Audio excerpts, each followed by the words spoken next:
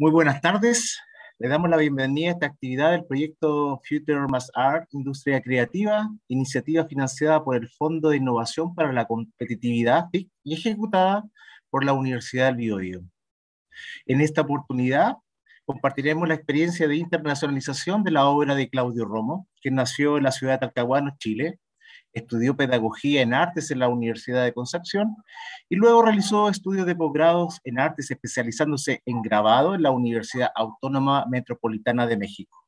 Nacional. Claudio es un ilustrador y literato en el sentido que es tanto un autor de imágenes autónomas como un brillante narrador y constructor de mundos.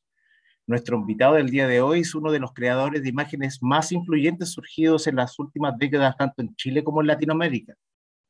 Sin más preámbulos, para conocer más de su experiencia y su obra, dejamos con ustedes a don Claudio Romo. Hola, ¿cómo les va? Buenas tardes. Bien, buenas. Muchas gracias por invitarme.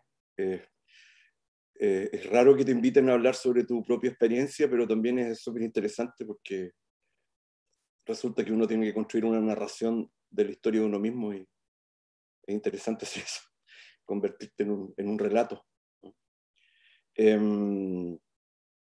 Yo quiero participar de esto mostrando imágenes de mis libros mientras voy hablando.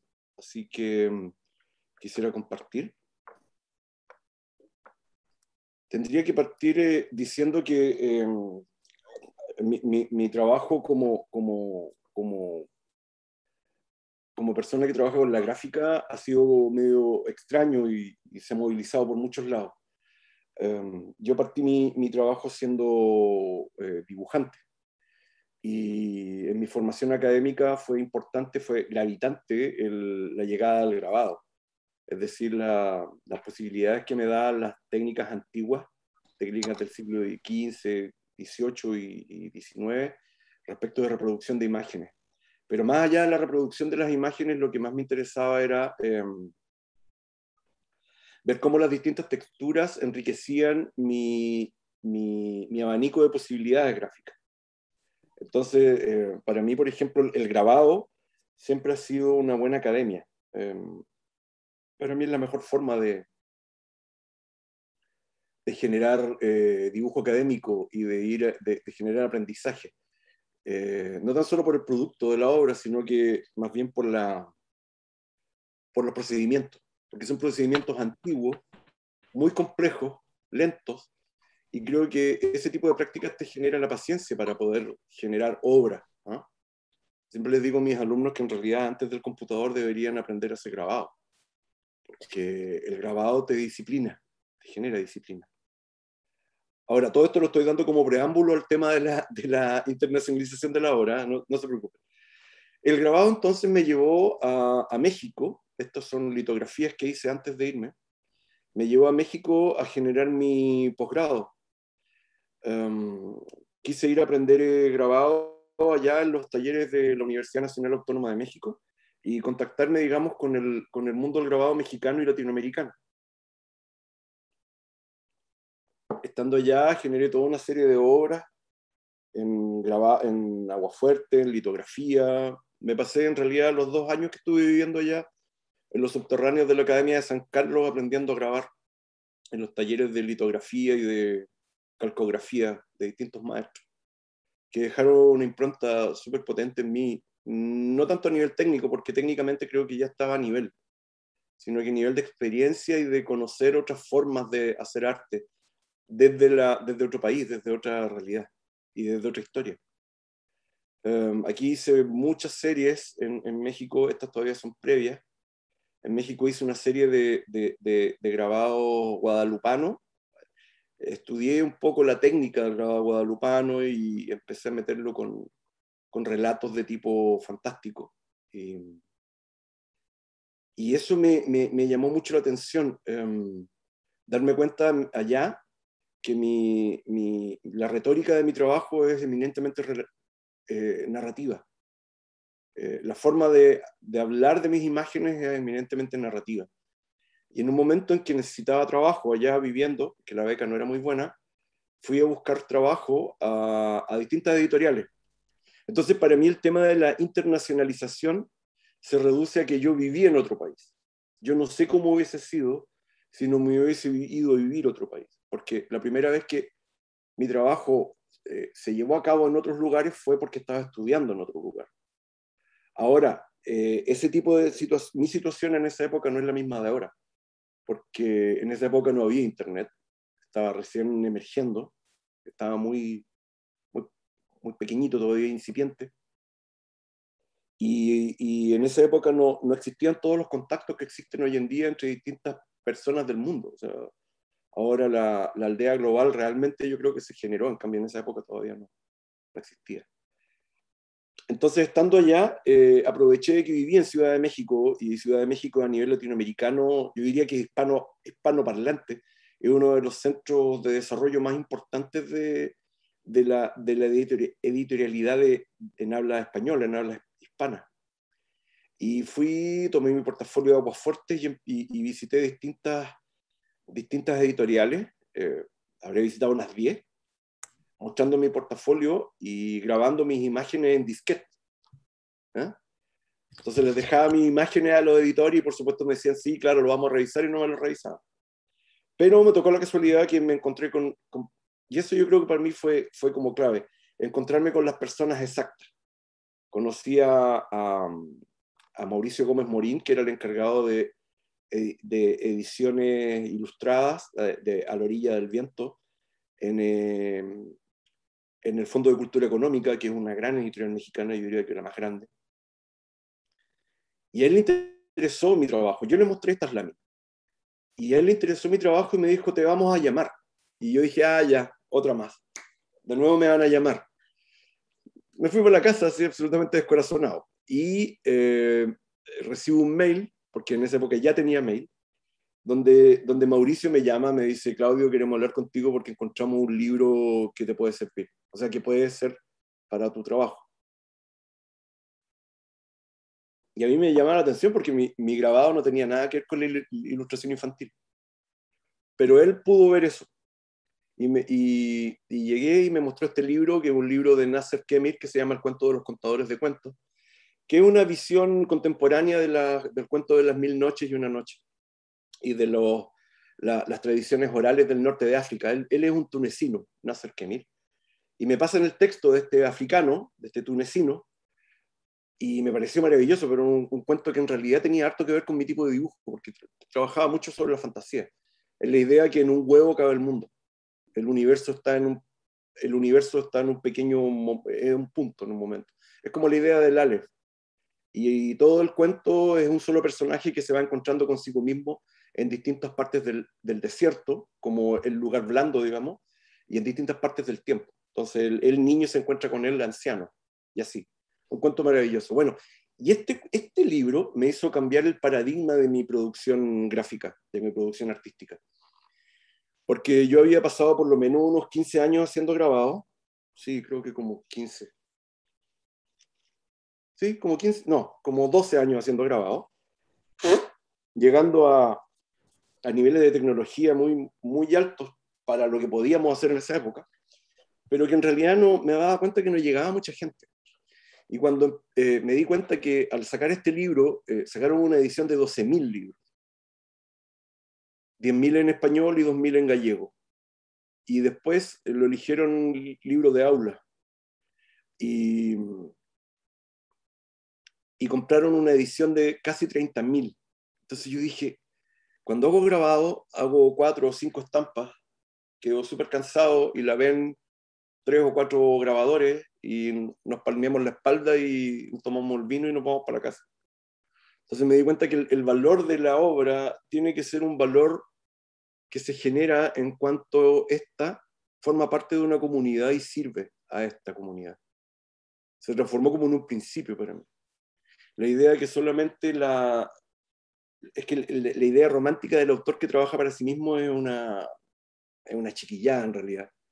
Y que la verdadera obra el verdadero valor de una obra se genera cuando es útil, cuando te ayuda a construir mundos, cuando te ayuda a generar reflexión, o cuando das a entender que el mundo es más grande de lo que tú crees. Entonces aquí ya dejé el grabado completamente, ya el año 2000 lo dejé, y me dediqué exclusivamente a trabajar en libros. Después, cuando volví de México, hice una reedición de un libro hecho en silografía, que lo saqué por Pehuen y Erdosain, que era una editorial que estaban haciendo en ese momento, y sacamos un libro facsimilar de silografía. Y así. Después saqué un libro, bueno, este es posterior, pero lo puse antes porque no tenía que ver con la serie, pero saqué distintos libros. Empecé a aliarme con gente que hice alianzas con, por ejemplo, con poetas. Y trabajé desde ese momento con Alexis Figueroa, que se convirtió en mi partner hasta hoy. Hemos hecho hartos trabajos juntos. Porque esa es otra gracia que encontré en el mundo editorial y que no encontraba en el grabado. En el grabado yo podía hacer solo todo el trabajo y podía avanzar desde mi propio mundo poético y gráfico. En cambio, el libro y el mundo editorial es un mundo más complejo, donde hay mucha colaboración. Y este tipo de colaboraciones, por ejemplo, entre poesía y arte gráfica, da una sumatoria más allá de la sumatoria normal. 2 más 2 no son 4 cuando uno trabaja con una persona que es como Alexis, que es un poeta. 2 más 2 pueden ser 10.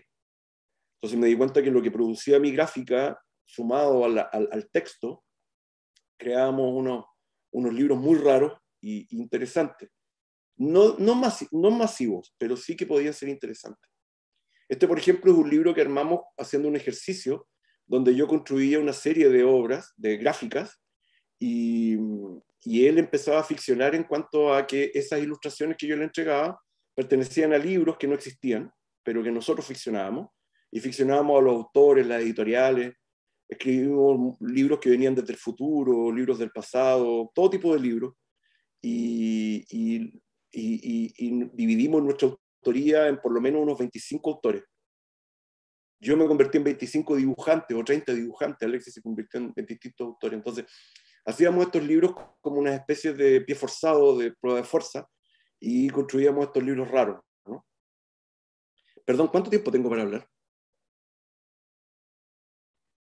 Tenemos programado 1 hora y media hasta las 7:30, Claudio. Ya, ¿puedo Hay hablar tiempo. hasta las 6:30? O... No, hasta las 7:30 el programa entero, Ah, incluyendo ya, preguntas. Tiene claro, tiempo, porque puede eso es lo que continuar. quería plantearle, que si a alguien le surgía una pregunta, que me interrumpiera nomás. Lo vamos a hacer entonces. Las preguntas me ayudan a ir generando líneas de...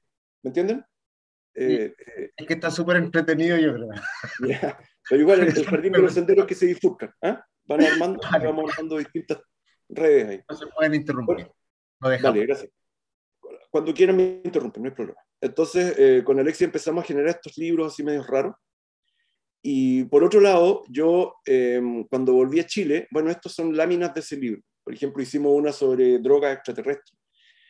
Se llamaba Las Crónicas de la Melange, y hablábamos de los cambios físicos de personas que se drogaban con estupefacientes venidos de otros planetas, algo así como los hongos del Chogot de Lovecraft, ¿no? Y es un libro muy psicotrónico, tiene mucho de ciencia ficción, de cómics, es como muy, muy psicotrónico. La cosa es que, por ejemplo, este es otro capítulo donde hablábamos de la fabricación de golems. Entonces yo le hice una serie de láminas de golems y él creó un libro de un autor X en un año X, por una editorial X, y hizo un fragmento de 5 o 6 hojas. Entonces el libro está hecho de puros fragmentos de libros que no existen y son súper verosímiles. Eso es lo que me gusta del libro. Tanto así que cuando sacamos la primera edición, la editorial, que era LOM, la que le iba a sacar, no quiso porque decía que era súper complejo tomar los derechos de autor de casi 40 personas. Entonces nosotros tuvimos que escribirle con Alexis que no eran 40 personas, éramos 2 nomás, que habíamos hecho la ficción de crear libros distintos. Entonces fuimos armando estos libros. Bueno, y cuando volví a Chile, por otro lado, tenía la idea de que descubrí que el libro era un artefacto súper interesante donde ocurría algo que me gustaba mucho, y era que el libro se convertía como en un lugar donde venían distintos flujos culturales y distintos flujos de prácticas y de saberes y de y de disciplinas y de técnicas. Porque en un libro está la literatura, está la ciencia, pero también está el dibujo, está la fotografía, está el diseño, está la tipografía. Entonces, me fascinó el libro, fue como una relectura del libro, y lo vi como una especie de objeto que se podía desplegar, de objeto que se activaba. Y lo miré también como posibilidades nuevas. Entonces, volví a Talcahuano después de haber vivido 2 años en Ciudad de México y me di cuenta que la pobreza de museos es grande acá.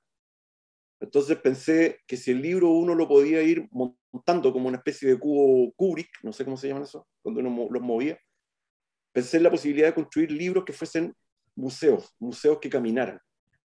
La idea de que un libro era un museo que viajaba y que cuando tú regalabas el libro o el libro alguien lo compraba, poseía una colección, poseía un catálogo. Entonces empecé a hacer, por ejemplo, que fue el primer libro que hice cuando volví de México, después del de Nasser Kemir, que se llama El álbum de la flor imprudente.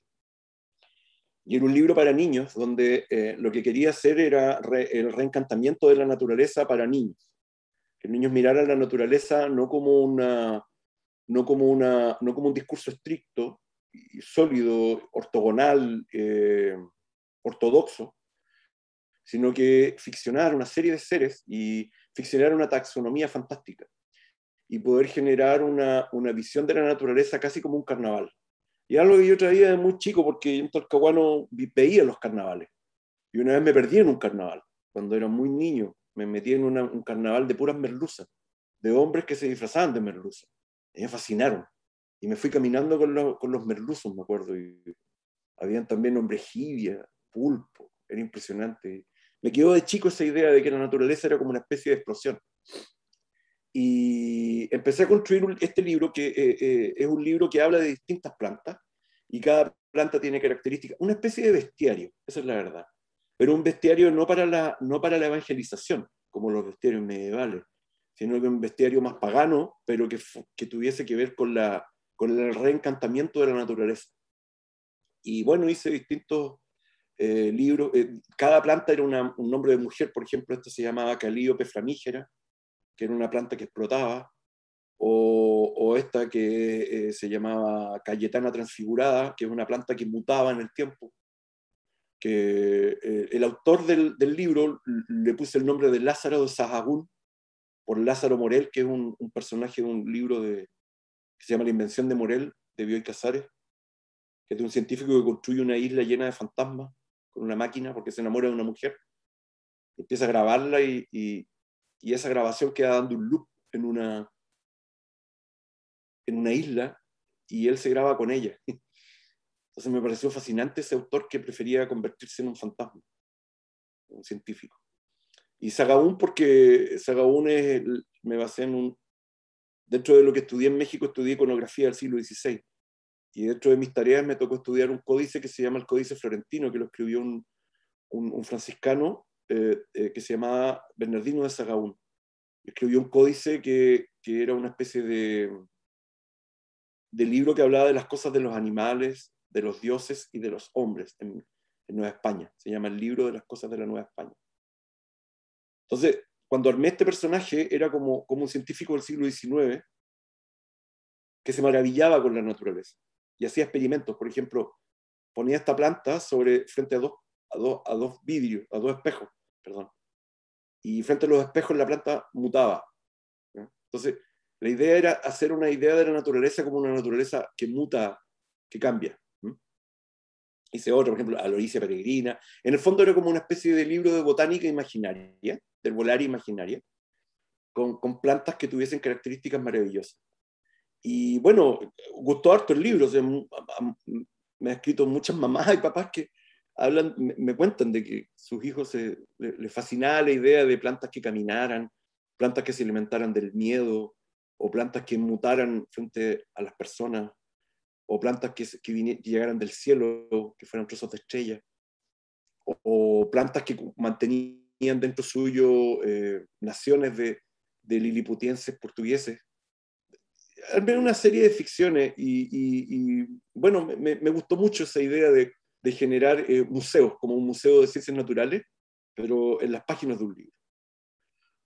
Después de México me llegaron otros, porque el Nasser Kemir, la historia de los contadores de cuentos, gustaron allá en México. Entonces la editora con la que trabajé, Miriam Martínez, se convirtió después en la directora del Consejo Nacional de la Cultura, pero del área infantil, editorial infantil, que se llamaba Alas y Raíces, que era como la editorial del gobierno mexicano. Y ella me comentó que querían hacer un libro que fuese un bestiario de seres imaginarios prehispánicos, que no existían en México. Y para mí como chileno fue un honor, y me encantó la idea de poder construir un bestiario de seres imaginarios prehispánicos. Y ahí me largué también a leer sobre distintos seres y construí de nuevo otra especie de catálogo, otra especie de museo, ¿no? Hecho libro. Los nahuales, lo fui dibujando en distintas formas, poses, y los textos eran de una poeta mexicana que se llamaba Carmen Leyero, una cantante y poeta. Los aluches, los cincimitl. Entonces eran seres que venían de distintas culturas prehispánicas, desde el Yucatán, desde el norte, desde la zona de Veracruz, desde Oaxaca, y lo fui construyendo, ¿no? Y generando esta especie de catálogo de posibilidades de los mitos prehispánicos. Y bueno, la cosa es que con el tiempo, estos libros de México, y eso también fue un poco lo que me pasó, hubo una especie de pimponeo, porque las cosas que produje acá empezaron a pimponear para otros lados, y las cosas que hice en México empezaron a llegar a Europa, y de repente me llaman de Italia, una editorial de Bolonia, de Módena, que se llama Logos Edizioni. Esto es el año ya a mediados de los 2010, por ahí 2014, 2013. Y me llaman porque vieron mis trabajos de México. Y entonces me llaman a Italia, viajo para allá y tengo una reunión con la editora. Entonces yo le digo que qué es lo que necesitaba, qué es lo que quería que yo dibujara, si tenía algún texto. Y la gracia fue que tuve la suerte de que esta editorial es una editorial como de nicho, donde le gustan, ven la obra editorial como arte, ¿entienden? Entonces, la obra es obra autoral, el libro es como libro de autor. Entonces me dan tabula rasa, me dicen, no, habla de lo que tú quieras dibujar, conviértelo en un libro. Y para mí fue maravilloso, porque ahí me largué, ¿no? Entonces la primera idea fue construir este libro, que era de nuevo un museo, pero en este momento no iba a ser un museo del Volaria, sino que iba a ser una idea de museo que a mí me gusta mucho, que es el Gabinete de Curiosidades Naturales. El Gabinete de Curiosidades Naturales es la primera forma de museo que existe, y fue una forma laica de mirar los primeros museos en Occidente, que fueron los museos generados por las reliquias detrás de las iglesias. Detrás de las iglesias siempre se empezaron, a fines en la Edad Media, perdón, se empezaron a generar colecciones de relicarios. Cuando estos museos sacros se desacralizan, los millonarios de la época empiezan a construir colecciones, y esas colecciones se llaman Wunderkammer, o Gabinete de Curiosidades Naturales. Bueno, resulta que a esta editorial italiana le gusta esa idea. La idea de que el libro se convierta en un gabinete de curiosidades naturales. Entonces le dije, bueno, armemos un gabinete de curiosidades naturales, pero que no esté en un lugar, que no sea un museo, sino que sea un jardín. Y en este jardín habiten las tres áreas de los gabinetes, que son Naturalia, Artificialia y Miraviglia, que son los tres elementos en los que se dividen los Wunderkammerer. Y ya, me dijeron, te damos un año, vamos. En realidad me dieron menos, me dieron como 6 meses. Bueno, pero pude hacerlo. Y lo convertí en el jardín fantasmagórico, viajes por el jardín fantasmagórico de Aparicio Albino. Aparicio Albino porque aparición es fantasmal y Albinus es aparición blanca, fantasma blanco. Y la idea es que era un gabinete, un jardín, que en la medida que los objetos que uno mostraba se iban expandiendo. Entonces primero uno mostraba objetos pequeñitos, después más grandes, entonces todos los cuentos del libro parten como en mi jardín existe, en mi jardín existe esto, en mi jardín existe esto otro. Entonces, Artificialia y Naturalia eran como objetos pequeños, pero ya en Mirabilia empecé a generar áreas más grandes. Entonces en mi jardín había océanos. Primero había una laguna, después había una isla, después había océanos. Después en mi jardín había planetas, después en mi jardín habitaban nébulas, en mi jardín habían galaxias. Y la idea es que el jardín se va expandiendo y yo voy mostrando todos estos seres raros que van llegando al jardín. Y finalmente el jardín se convierte como en un pequeño universo. Y cuando termina el libro, termina en la idea de que este universo en el fondo habita en la mente de Aparicio Albino y que la idea es que, como es un libro para niños, es que se internalice la idea de que en la mente de todos nosotros está la construcción de mundo, de que todo lo que nosotros consideramos real en algún momento fue dibujado por otro. Esa es la idea que traté de instalar, que hasta la naturaleza nosotros la hemos ido, hasta la propia naturaleza humana se convirtió en un constructo, y la naturaleza de las cosas se van cambiando. Entonces, de eso trató ese libro. Y ahí ya les gustó a los italianos, entonces empezaron ya, entonces lárgate con lo que quieras. Y después vinieron otros libros, hice después un libro de anatomía apócrifa, que se llama La Nueva Carne, y empezaron a sacar ediciones en italiano, en inglés y en español, para venderlos en Europa, digamos. Lamentablemente a esta editorial no le interesó mucho traerlos a Chile, cosa que a mí me molesta mucho porque no, sí, es interesante que te vean los italianos, pero a mí me gusta más que lo vean imagínate, niños mirando libros de este tipo acá en Chile. Es algo que me interesa mucho más. Es algo que pretendo cambiar pronto.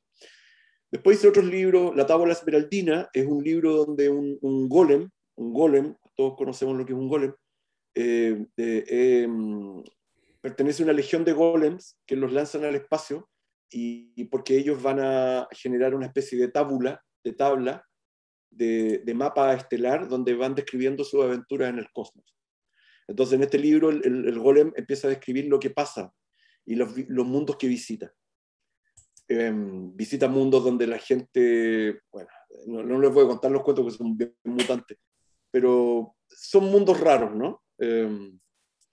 Aquí se encuentra con una diosa antigua, por ejemplo. Este me gustó mucho porque en un sistema muy viejo, porque el golem va viajando en el tiempo en la medida que se aleja de la Tierra. Y en un sistema muy, muy antiguo dormía una diosa en un planeta que era como Solaris, que era un planeta oceánico. Y él describe la historia de la diosa, cómo se convierte desde un espíritu Loki hasta una diosa que construye galaxias, ¿eh? Una diosa madre muy antigua. Y en ese momento hay una parte donde el golem se acerca a ella en esta especie de mar de lácteo, mar de leche cósmica, y ella abre su vientre y muestra los huevitos rojos, y él se pone a llorar al mirar los huevos de donde él sabe que van a venir trozos de mundo, trozos de cosmos, y él ve ahí como unas verdaderas guaguitas los nuevos mundos que están por construirse. Entonces, hablo de eso, de que en realidad el cosmos, todo está en expansión, que son las ideas que permanentemente estoy trabajando en mis libros. Invento también planetas, por ejemplo, este es un planeta que es una luna, que me baso en el mito de la luna roja, ¿no? El de que la Tierra tiene dos lunas, la luna blanca y la luna roja, que son mitos, digamos, ocultistas. La luna roja se llama Lilith, y es una luna que muy pocos ven. Y me gustaba la idea de que la luna roja fuese habitada por el espíritu de Lilith, que todos sabemos que el espíritu de Lilith es el espíritu de la antimadre, ¿no? Entonces Lilith construía esta luna y hacía que la vida germinara, evolucionara, y en un momento de esa evolución ella se volvía blanda y se comía a sus hijos. ¿Eh? Un humor un poco oscurito, pero bueno, a mí por lo menos me hacía gracia. O también la idea del planeta salvaje, la idea de un planeta que muta.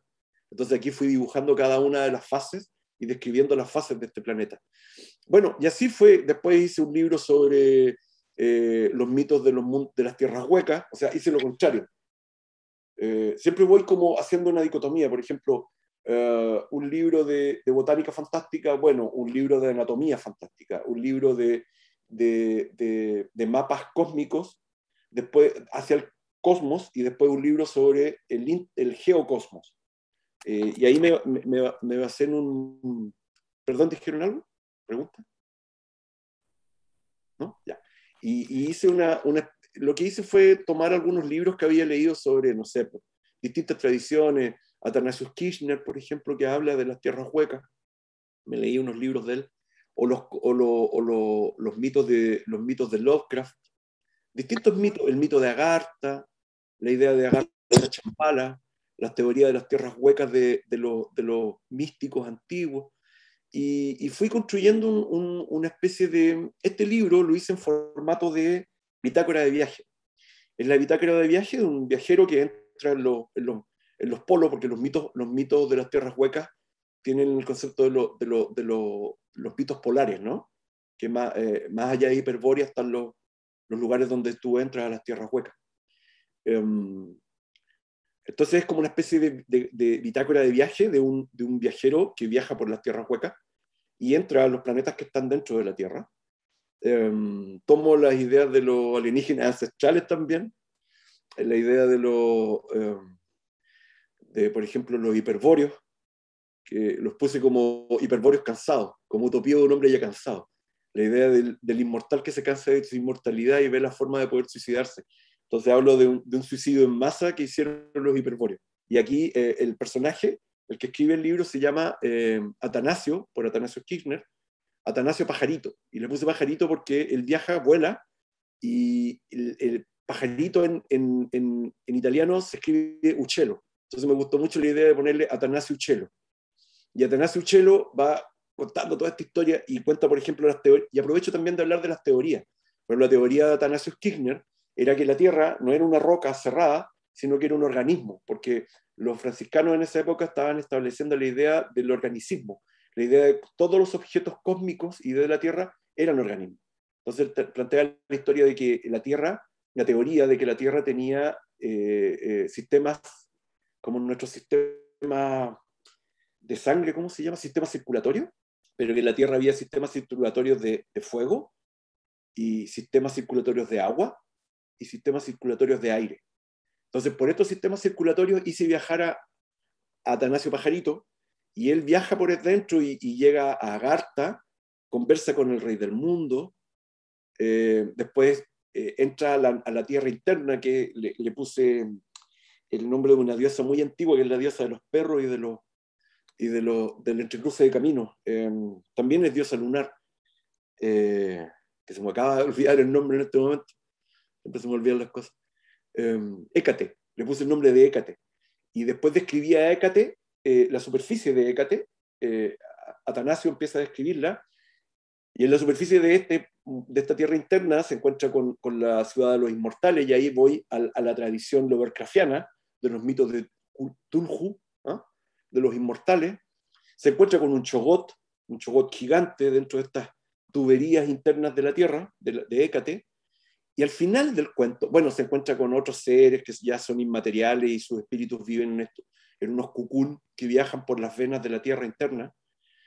Y al final él se mete en un océano en Hécate, y se da cuenta que el agua que lo baña es como una especie de agua coloidal, de humor, este líquido que tienen las mujeres en su útero, ¿no?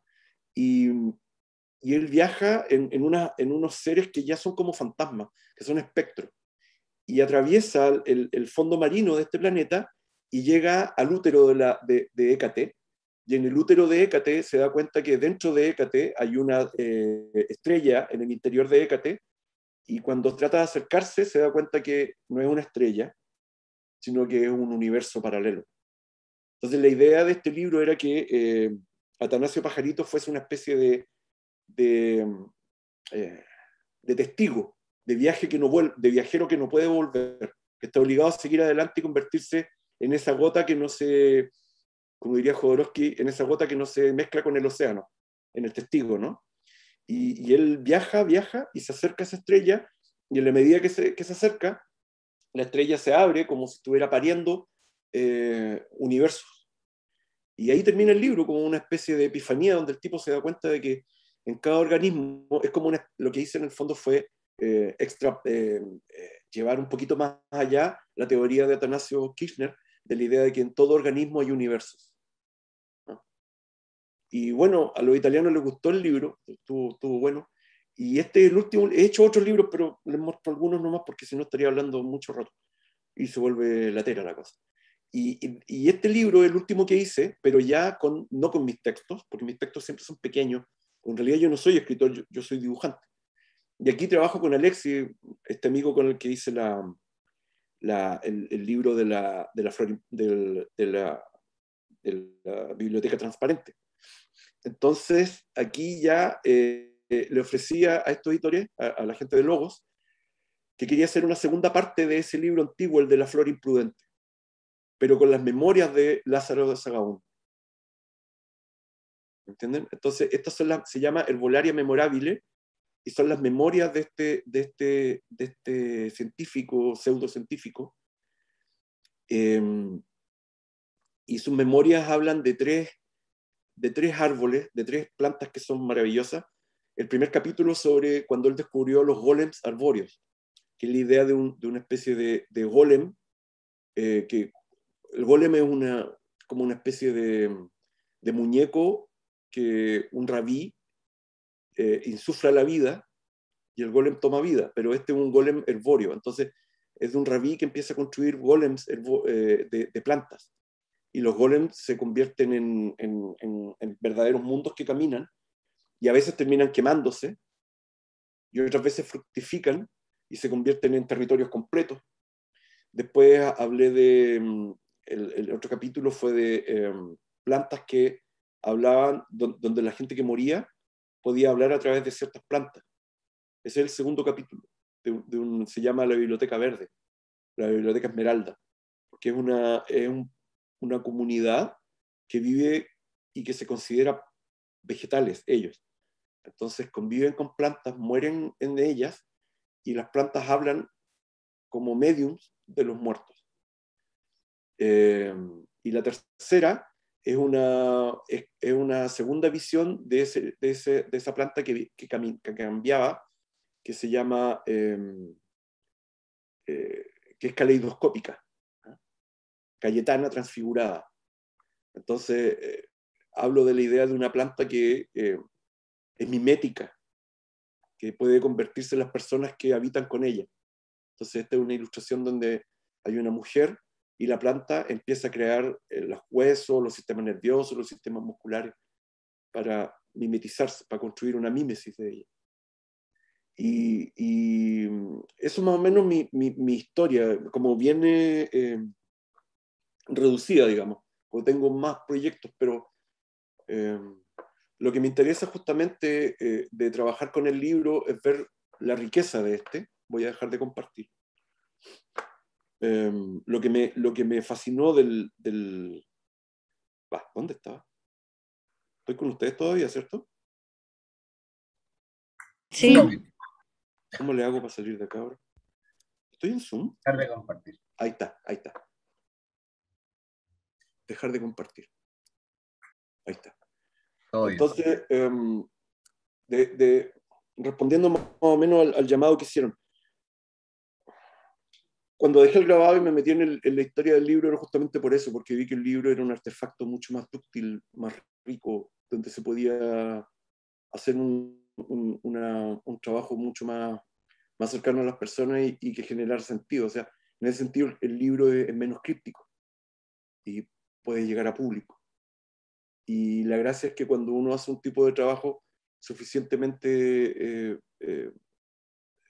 con ciertos niveles de calidad, puede llegar a públicos de otros lados también, porque se superan las barreras culturales. Entonces tus relatos pueden llegar a otros también.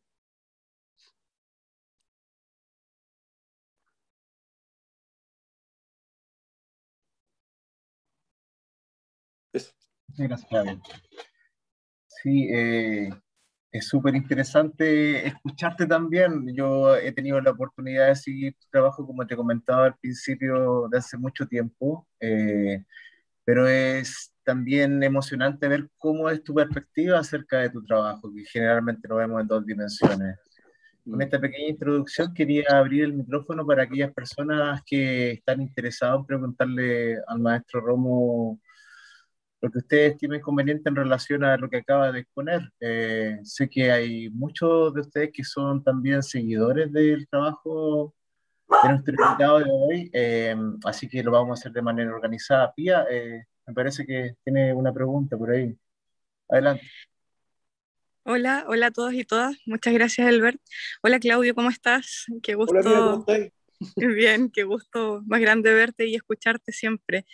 Eh, Tengo una pregunta bastante amplia y que también tiene que ver con la realidad artística de la comunidad artística local. Mm. Desde tu experiencia internacionalizando obra, llevando tu trabajo a distintas latitudes, primero, ¿cómo observas y en qué estado crees tú que está el arte, la producción artística local? Y por otro lado, ¿cómo ves tú las posibilidades de internacionalización que eventualmente podrían llegar a tener el grupo de artistas locales que se dedican a lo editorial, que se dedican al dibujo y a las gráficas, a la ilustración? Mm. Eso. Un abrazo a todo esto. Abrazo, Pía. Bueno, yo no, la verdad es que yo no tengo la capacidad de evaluar la producción artística local, porque es muy amplia, es muy rica, muy variada. Podría hablar desde la perspectiva desde las personas que hacen gráfica. Yo creo que aquí la gráfica perfectamente puede salir a otros lados. Pero creo que una buena forma de hacerlo sería generando vínculos, no de personas solas, sino que de comunidades. Por ejemplo, lo que están haciendo la gente de la agrupación de grabadores. Sí. Creo que la forma que a mí me... O sea, yo tuve la suerte de que esto pasara solo, pero yo creo que la forma más eficiente de este tipo de trabajo es generar grupos de colaboración. Eh, Porque el grupo de colaboración enriquece tu obra y le da también un perfil identitario mayor, ¿no? Creo que esa es la única forma en que podría generarse una internacionalización.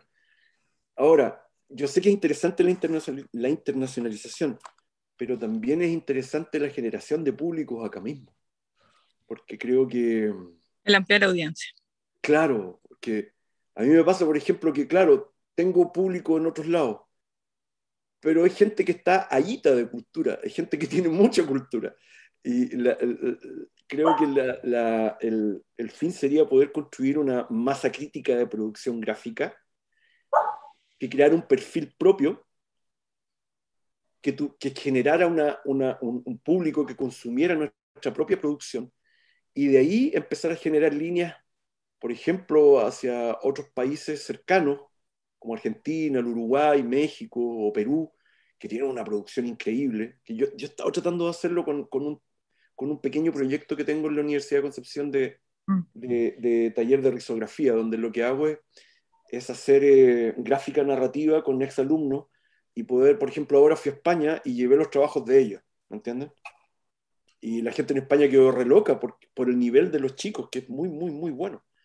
Entonces, eso es lo que trato de hacer, generar grupos de trabajo, y creo que esa es la única forma, porque aproveché de llevar la obra de 10 alumnos, de 10 exalumnos, y mostrarla en un encuentro de editoriales donde nos juntamos, los invitados eran vascos, belgas, portugueses y chilenos. Y fue bien bonito porque el conocimiento de la gente sobre la producción penquista creo que se amplió. Entonces creo que por ahí va la cosa, por generar grupos de trabajo colaborativo. Muchas gracias. De nada. Gracias a ti, Pía, también por Muy tu bien, Pía, pregunta. gracias a ti. Tengo entendido que Gustavo, ¿estás por ahí? Gustavo también tiene una pregunta. Por favor, aquellos que estén con la idea también de seguir preguntando, levantar la mano para organizar esta sesión. Adelante, Gustavo. Hola, hola, ¿qué tal, Claudio? Un gusto Muy buena y felicitarte por esta conferencia. Tengo una hermana que también es ilustradora y te conoce muy bien porque ella es muy fan tuya. Ella se llama Catalina Busto. Estuve con ella estuve con ella en España, con la Cata Bu. Sí, sí, pues sí, me contó. Pues. Y bueno, a mí me pasó y te quería hacer una pregunta obviamente por tus personajes, todo lo que creas. A mí me pasó que justo cuando me fui a vivir a Santiago, hace muchos años atrás, justo la Cata creó el personaje El Solito, que era el diario Un Solo. Y la vi muy involucrada, obviamente, como cualquier ilustrador o creador de una obra, de un personaje. Y al final como que el Solo era casi su hijo, era como su hermano chico, un personaje que creó y hasta lo hizo un muñeco, hizo cerámicas de él y como que habían, en un momento nos pasó que en el departamento que vivíamos juntos, como que en cada parte de la casa había un solito, o en cerámica, o en peluche, o puesto en el refrigerador. Entonces, te quería preguntar si tú tienes como algún personaje muy especial tuyo que hayas creado que te haya acompañado, por ejemplo, en todos estos años, alguien que le tengas mucho cariño, algún dibujo. A todos. La verdad es que a todos. Al Lázaro de Sagaún a mí me gusta mucho porque el Lázaro de Sagaún es un personaje que me da la posibilidad de narrar. Que es como es un aventurero. En el fondo, la matriz de ese personaje la generé de los científicos del siglo XIX, pero desde una perspectiva. A ver, me voy a explicar bien. Los científicos originales del siglo XIX eran naturalistas europeos que miraban al mundo como una especie de gran plato que había que comerse. El personaje que construí yo se llama Lázaro de Sahagún, pero es un naturalista que nace en Talcahuano y que viaja al mundo no como una especie de plato que hay que comerse, sino que lo que a mí me gusta de Lázaro es que lo inventé más bien como un niño que ve el mundo como un libro que hay que leer. ¿Comprende? El mundo como un texto. Eso es lo que me interesó de poder instalar esa idea de que el personaje fuese un buscador de textos, un buscador de saber leer cosas de otro mundo, de la otra edad. En ese sentido fue bien chistoso porque cuando hemos sacado todas estas cosas con Alexi, hubo una investigadora inglesa que decía que nuestro trabajo era descolonizador. Yo no tenía idea que era descolonizador. Porque claro, la idea de poder construir un personaje que observa el mundo no desde la perspectiva de cómo yo lo puedo convertir en algo útil, sino que lo mira desde la perspectiva de la miraviglia, de la maravilla, es nuevo. Bueno, por eso a mí me gusta tanto ese personaje. Y el otro personaje que me gusta mucho es el Golem Tadeo, porque es turnio. Entonces yo quería hacer un golem que mirara al universo y lo describiera, pero no lo describiera como una persona que tiene los ojos normales. Me gusta la mirada rara, me gusta la mirada extraña. Entonces hice ese personaje porque mira el mundo desde una perspectiva estrábica, barroca. Por eso le puse el golem Tadeo, el estrábico, el turnio. Esos dos me gustan mucho. Es que en el fondo todos esos personajes son uno mismo, que son como las proyecciones que uno quisiera hacer, ¿no? Viajero. Incluso hice bacán. Acá tengo uno. Que para una exposición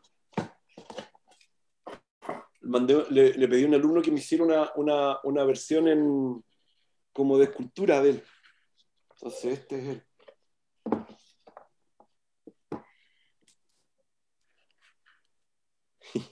Es que soy ñoño también. Entonces él es el golem. Y es cojo y es turnio, pero viaja por el universo.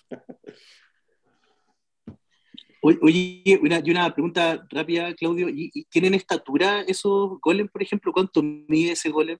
Si, por ejemplo, No, si el golem tuviéramos acá... El golem mide 1,68 m. Es como cualquier chileno. Bacán. No es un coloso. Qué bacán. Gracias, Claudio. En algún momento pensé me hubiese gustado mucho hacer eso. Quería hacer monitos de mis trabajos, hacerlos como todos esos bichos raros, hacerlos como así como plastimodelismo. Quería hacer una colección, pero salía muy caro hacer eso. Es mucho dinero lo que se necesita para hacer eso.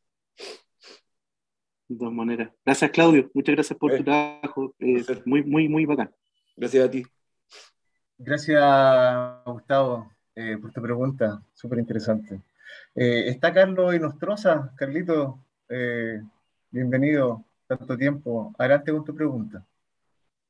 Hola, ¿cómo están? Bueno, un gusto siempre ver la obra de Claudio Romo, que no lo conozco en persona, pero siempre he seguido su trabajo. Evidentemente es una obra que está a nivel internacional, ni siquiera es algo latinoamericano ni nada, una obra que puede sorprender en cualquier parte del mundo. Y es un lujo que sea un artista local. Quería solo darte un dato, Claudio, que quizás lo conoces, quizás no. Justo yo estoy investigando el siglo XVIII en una de las investigaciones paralelas que estoy haciendo del terremoto de Concepción de 1751, que traslada a la ciudad. Entonces, me encantó que hablaras de Atanasio Kirchner, porque Él escribió, no sabía. ¿Ah? él escribió él se carteaba él se carteaba con los jesuitas de acá de Chile. Hay cartas de Atanasio Claro, Kirchner con un jesuita chileno. Sí. exacto. De hecho, yo tengo ahí como la hipótesis que para el terremoto del 751, sus libros, que ya tienen varias décadas, eran conocidos en la ciudad de Concepción. Sí, por los mundos Porque, subterráneos. claro, porque resulta que hay un cura que da un relato que no puede ser esto, que hay ciertos curas que están diciendo cosas que la Tierra tiene, los temblores no son una causa divina, que tienen una causa interior física y eso nada que ver, como se les ocurre, esto es divino. Y por lo tanto, claro, al mismo tiempo son puntas de lanza, son tipos que son un jesuita, pero que son al mismo tiempo científicos que están generando cambios de las mentalidades, y él plantea que los terremotos no son causa de castigo divino. Exacto. Así que es muy interesante, y el caso para Concepción está porque hay alguien que dice o sea, otro cura que lo pela. Sí, el Atanasio Kirchner se supone que iba para Alemania y se quedó en Sicilia. Y se quedó para Ya. un terremoto, para un volcán que erupcionó. Y él fue a examinarlo y se metió en las cavernas. Y él planteaba esta idea, ahí sacó su teoría de que existe el macrocosmos, que es la idea del cosmos que creó Dios, el microcosmos, que es el cuerpo como un territorio cósmico, y el geocosmos. La teoría del geocosmos es donde él plantea justamente que los movimientos telúricos no son divinos, ya dejan de ser divinos. Es que él, en el fondo, Atanasio Kirchner, él era la vanguardia científica, él era la élite científica de su época. Era Sí, un maravilloso. gran sabio, claro. Sí. Y tiene un Y libro que bueno, se llama Mundo Subterráneo. sí, sí, entiendo que hay una copia en Chile del libro de Sí, Santiago. exacto, exacto. Entonces mi hipótesis es que ese libro estaba en Concepción y Creo que terminó en también. Santiago, pero Sí, pues. claro, porque al menos los curas de acá, jesuitas, lo conocían. Sí, él era como era una estrella pop de los jesuitas de la época. Un gran saludo. Gracias. Muchas gracias. Gracias, Carlos. Un saludo también para ti. Acá están justamente haciendo preguntas por el chat. Claudio, ¿cuáles son los proyectos que vienen para ti y de qué manera observa que su trabajo abre espacios para nuevas generaciones? Esta pregunta es generada por Pía. Repito, ¿cuáles son los proyectos que vienen para ti en el futuro y de qué manera observa que tu trabajo puede abrir nuevas posibilidades para nuevos artistas? Mira, mi ¿Puedo proyecto... complementar eso? Sí, claro. Perdón, disculpen Por que supuesto. irrumpa de esa No, manera. nada, nada. No, Claudio, porque sé que tú eres una persona muy honesta, muy generosa, y asimismo que no te gusta que sentirte tanto referente, pero tu trabajo indefectiblemente ha marcado y seguirá marcando la labor artística de muchas generaciones. Tú eres docente de la Universidad de Concepción y de esa misma vereda también tienes la Sí. posibilidad de aportar en muchos universos creativos. ¿Cómo lo ves tú? En este momento, para mí, el proyecto más importante que tengo es el proyecto que estoy haciendo con Cristian Corral, que es el taller de risografía. Ese es el proyecto que más me interesa, porque lo que quiero es generar un espacio de desarrollo de la gráfica regional, de la narrativa gráfica, darle las herramientas a chicos exalumnos de la escuela y personas de la escuela de arte y gente en general de Conce para poder construir una suerte de catálogo de obras diseñadas, impresa acá. Ese es como mi gran proyecto. Y en ese sentido creo que puedo generar cierta influencia, en el sentido de crear un espacio para que cabros jóvenes sobre todo se desarrollen, porque hay mucho talento acá, como en todas partes. En Conce no hay ni menos ni más talento. Hay mucho, como en todas partes. Y para mí eso es lo más importante, poder hacer que la obra de los cabros jóvenes que les interesa la gráfica narrativa pueda expandirse.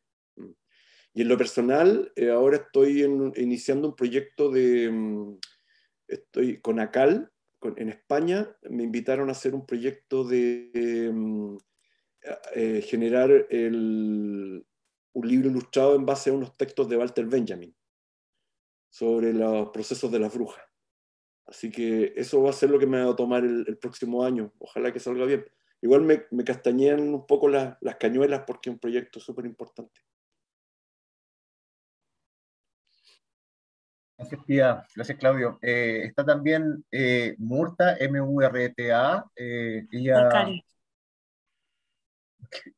Adelante con tu... No te preocupes, ese es el nombre artístico.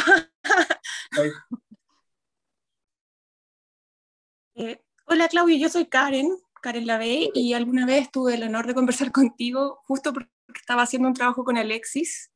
Entonces fue súper interesante, fue como tomando vino, creo. Tengo también obras tuyas que me gustan muchísimo, tengo aquí en mi casa. Yo estoy en este taller de trabajo desde la danza, pero es muy interesante y quiero preguntarte qué opinas tú de esto, lo que tú conversaste y nos conversaste ahora de todo este imaginario, de tu gráfica, y que también es bien local, pero tiene una segunda vuelta de tuerca, cosa que a mí me ha pasado en mi experiencia personal. Yo he podido internacionalizar mi trabajo, pero otro tipo de trabajo, desde la performance, y trabajo mucho con gente afuera, pero le he podido dar una vuelta de tuerca, en el sentido de decir, ya, voy a hacer algo con un tema súper local, pero lo universalizo. Claro. Entonces ahí como que entiendo que ellos agarran mucho más, porque puede ser una cosa muy local, y que me pasa también con los artistas, sobre todo los escénicos, que tenemos muchas cosas muy local y es muy difícil que te lo entiendan afuera. Entonces esa segunda vuelta de internacionalizar lo que estamos haciendo me parece súper interesante. No sé qué opinas respecto a eso, porque yo veo que lo haces con tu trabajo. Sí, yo me acuerdo que uno de los primeros libros que hice, que les mostré acá, la crónica de los hechos portentosos, que fue un libro hecho en grabado, lo hice rindiendo homenaje a la lira popular chilena. Y ese libro, bueno, ha salido, ha llegado a México, Argentina, yo he visto también.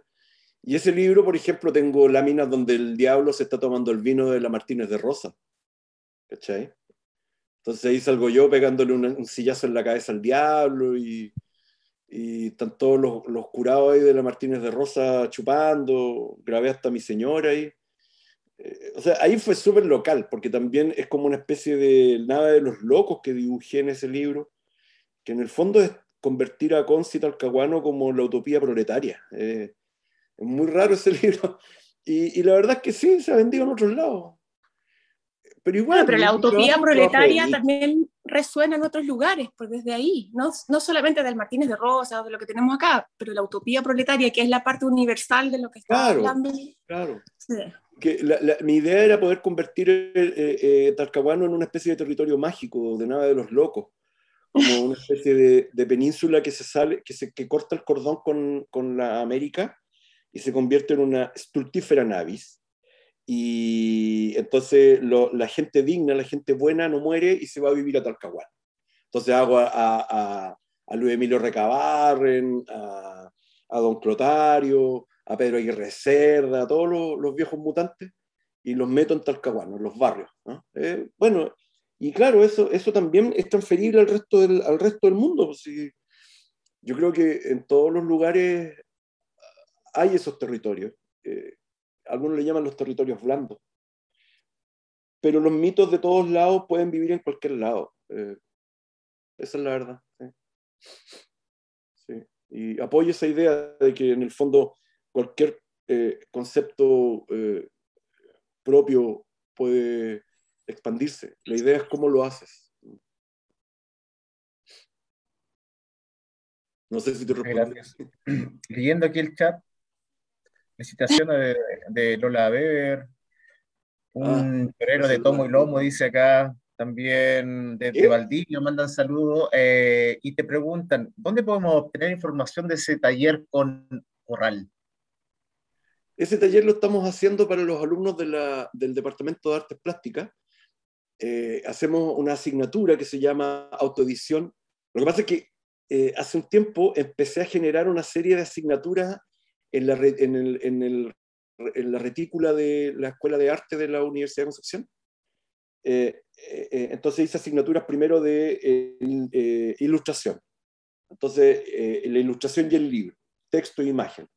Después hice otra asignatura sobre la estructura de la narrativa gráfica, la estructura del cómics, historia del cómics, el cómics y el arte contemporáneo. Y la tercera, porque quiero armar como un área, y la tercera asignatura fue esta que armé que se llama autoedición. Entonces, desde la primera hasta la tercera es como una sumatoria lógica, a dibujar la relación con el arte editorial, las estructuras de la narrativa gráfica y su expresión más experimental, más tradicional. Y la tercera es enseñarles a autoeditar el fanzine, la autoedición más seria, y como práctica tenemos la máquina risográfica y ellos en esa asignatura crean un proyecto editorial de cierta cantidad de páginas, con cierta cantidad de colores, y generamos la producción. Cada uno de los alumnos genera un proyecto, un objeto editorial. De eso trata. Y estamos invitando también a exalumnos de la escuela, que personas que yo cachaba que estaban súper interesados en esto, pero que acá en Conce es difícil porque no hay editoriales de narrativa gráfica, y la mayoría de las personas que trabajan en eso en Santiago más bien te estafan, entonces, o te pagan muy poco, y es horrible. Entonces acá por lo menos nosotros les pedimos papel, o que se pongan con la tinta y sacamos la edición y vamos. Porque claro, porque nosotros somos profesores, no nos interesa ganar plata con eso, lo que nos interesa es, como dirían en Duna, que la melange fluya, ¿no? Que siga, tratar de generar masa crítica de producción, que es nuestra utopía realmente. Así que quien quiera puede acercarse a nosotros si tiene algún proyecto gráfico y podemos armar, si la idea aquí es juntar voluntades. Gracias. Sí, acá Kika Ruiz estaba preguntando algo, pero ya acaba de contestar la pregunta. Tenemos algunos minutitos más por si alguien quiere tomar el micrófono y hacer otra pregunta al maestro acá, a nuestro invitado de hoy. Dime, Claudio, nomás.